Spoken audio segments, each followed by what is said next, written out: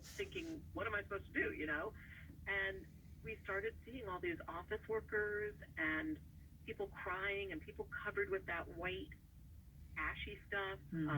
And people came over to the phone to talk on the air with us and describe, running down the stairs, trying to exit the World Trade Center, or seeing people in their offices as they were running down the stairs who had been burned.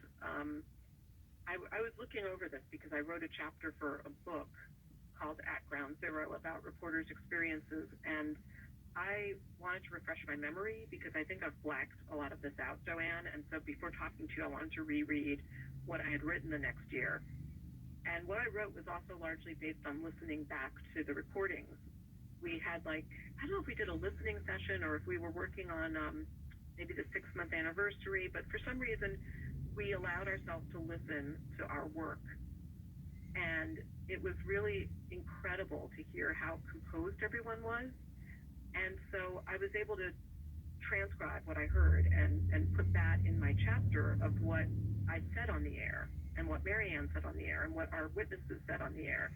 And so I'd completely forgotten how unhinged I was feeling because at one point, after we got some, witnesses, survivors to talk to Mark Hyland, Mark's interviewing me and he's asking me, what's going on?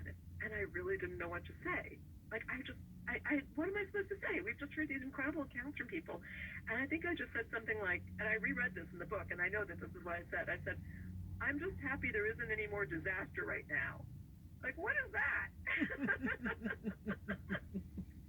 What? Live from downtown, Beth Verdict. I'm just glad there isn't any more disaster right now.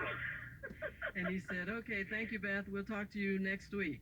But then I think we put somebody else on, and then when he came back to me, I thought, just tell him what you're seeing. And then I started to pull it together, and I